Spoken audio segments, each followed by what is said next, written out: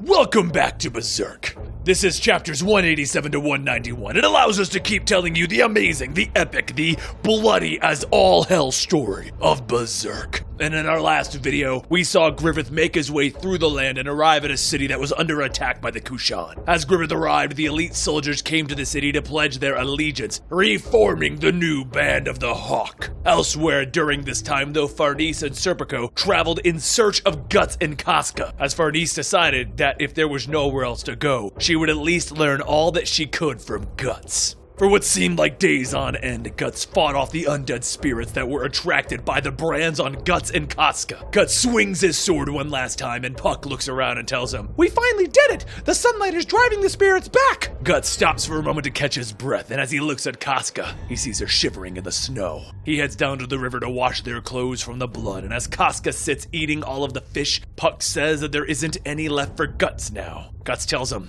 "It's fine. I can do without eating for a little while." He then looks at Casca and he begins to think that this might be harder than he thought, having to swing his sword in order to protect someone. As he wipes away the crumbs from her face, he thinks back to the days when she used to lead an army.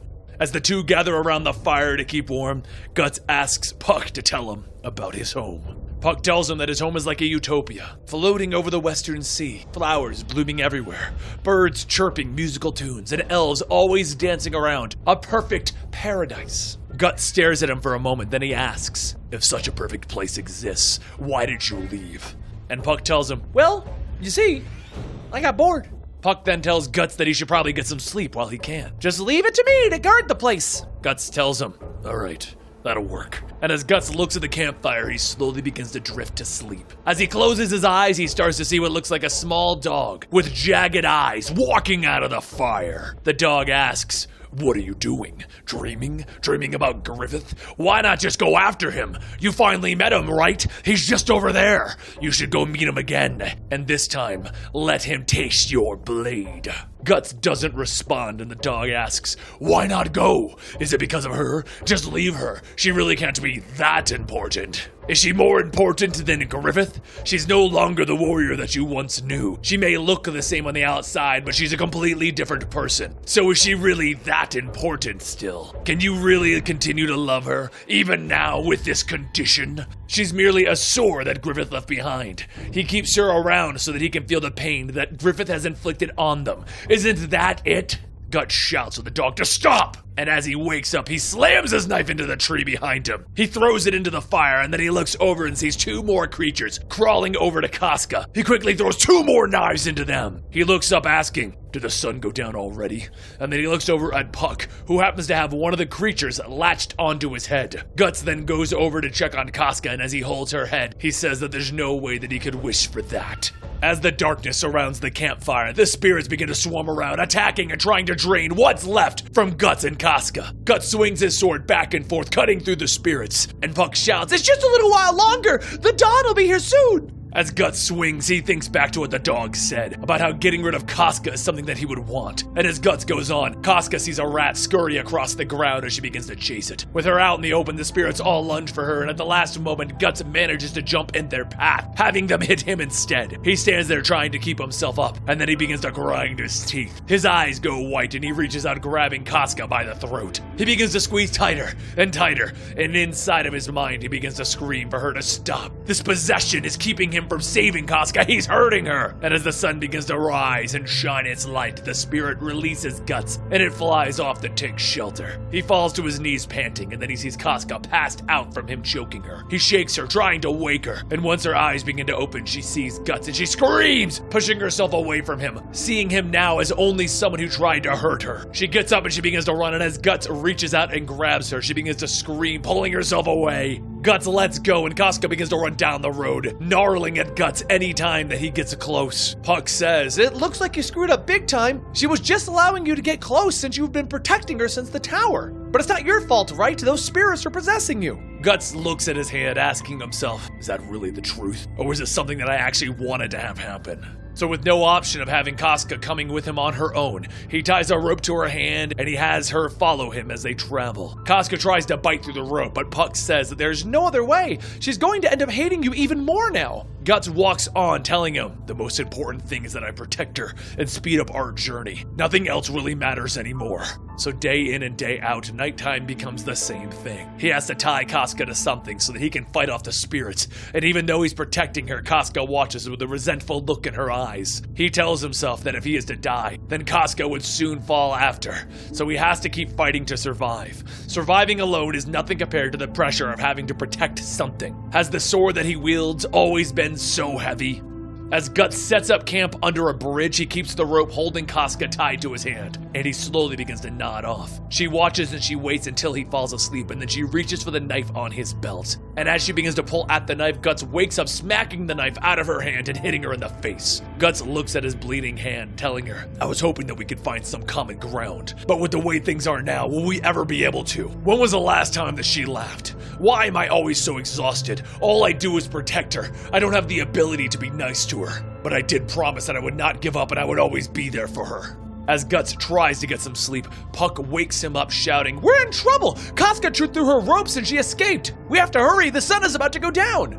Up ahead, 3 scavengers sit around their camp trying to figure out what they're going to do next. But before they can get up to leave, one notices Casca sitting there, eating their food. The larger man shouts that that's his dried meat, and the bared man says, "Wait, we can't punish her, she's a gift from God for us." A short ways off, Guts continues trying to search for Casca, telling himself that this is all his fault. He shouldn't have left Casca alone when he left those 2 years ago. There's no way that he can make it up to her now. He left her alone and he went away. Back with the scavengers, they pin Casca down and they begin to strip her of her robe while she tries to kick and flail. As the bared man begins to spread her legs, he begins to smile, and then Casca remembers back to what happened to her during the eclipse. She screams loud enough to alert Guts, who quickly begins to run in towards the scream. As he arrives, he looks down at the camp and sees Casca naked, holding a sword, covered in blood. He steps down and begins to walk towards her, and she swings a sword at Guts, pointing it directly at him. Rage begins to take over Casca, and she charges forward with her weapon. Guts parries her attack, and he subdues her to the ground. She screams, trying to fight Guts off, and she scratches at his face. Guts stares, and in a desperate attempt to calm her down, he kisses her. She continues to try and push him away while wildly kicking her legs until Guts completely pins her down. He starts to glance down at her chest and he notices her breast, so he opens up his mouth. The dog tells him again, "That's right, tear her to pieces, rip her up like Griffith did. Bite her, cut her, she's just a sacrifice. You should be rid of her. Use everything from her to feed that hatred. Go, now, just do it." Guts' teeth begin to sink into her breast, and then he sees her screaming out in pain. He jumps to his feet and he looks down to see her crying, and he sees blood dripping from her breast where he bit down. Elsewhere though, Ishidoro runs away after stealing some food, and Puck shouts, "Hey! It's been a while since we last met! It's good to see that you're still alive!" Ishidoro shouts, "Of course I'm alive! Now don't tell anyone that you've seen me." As Ishidoro continues to run, a stick is thrown in between his legs, causing him to trip. Behind him, Serpico pants, trying to catch his breath, sighing that someone would actually steal their belongings. Then he notices that it's Ishidoro. Ishidoro shouts, "Hey, I was just taking your food so that I could show everyone what good nobleman you are." A few moments later, Farnese runs up shouting, "Good, we've caught up. Now we can cut the boy's arm off." However, as she arrives, Puck floats in front of her asking, "Hey, can you see me?" A little while later, Puck returns to Guts telling them, "Look, I've brought guests with me." Guts looks up to see Ishidoro, Farnese, and Serpico, and Ishidoro yells, "I've been searching all over for you. I need you to teach me all of those secret moves." He then sees Casca tied up and he asks, "What's wrong with her?" And Puck tells him, "It's for her own safety. A lot of things have happened." Guts then looks at Farnese and asks what she's planning on doing. Capture him? Farnese stares at Guts and then begins to kneel down, telling him that if he would allow it, she would like to accompany him on his journey. Guts continues to stare, asking, "What the hell are you doing?" Farnese shouts that she needs to know what kind of power she can rely on.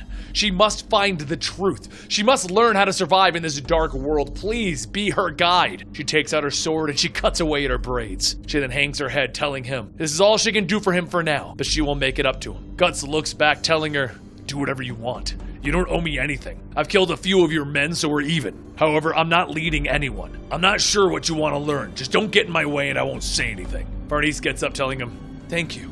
And Guts tells her, "It's too early for that. You may regret this by tomorrow morning. Just know this, coming with me will mean that you'll have no more nights of peaceful sleep." As Guts goes on, Puck listens, telling himself, "Wait, something isn't right. Guts would never take on someone that easily." Soon everyone begins to set up for camp.